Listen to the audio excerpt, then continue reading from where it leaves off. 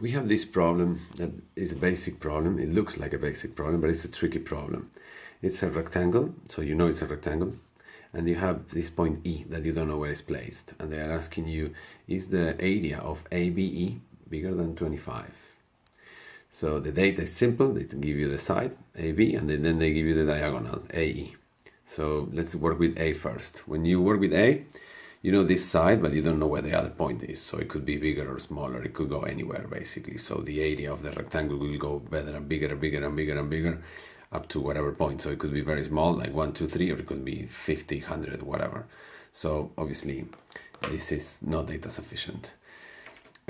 But we might use that data in the future. So that's not data sufficient. The next data is about AE. So normally you will think, okay, well, this is AE, but I don't know the sides, so I don't know how big the rectangle is going to be. So people will tend to go to, this is not data sufficient. And this is where the learning point comes in. So what are the key options we have? Well, we know that the diagonal is 10, but we don't know what the angles are going to be of the rectangle. So normally people don't test this because they say, I don't have any information about the rest, so this is not data sufficient. And they go and test 6 and 10, and then that would be a C.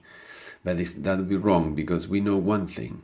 This rectangle can be a very sharp rectangle, or it could be a little bigger rectangle, or bigger, until it gets to a rectangle with a 45 degrees angle. And that's the point of maximization.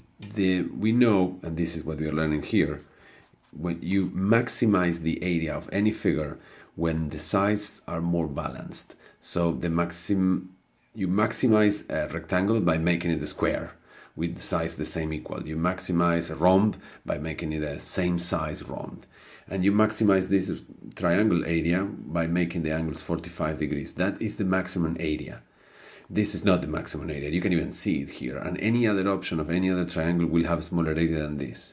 So given that the diagonal is 10 and 45 degrees, we know the sides are going to be 10 divided by square root 2.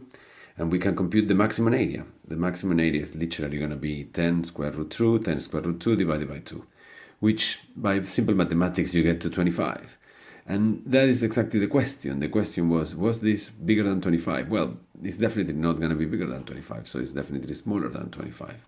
And that makes it data sufficient. So this answer for this is B, basically. Even if it looked that it was not B, just by using the maximization concept of geometry, this is B.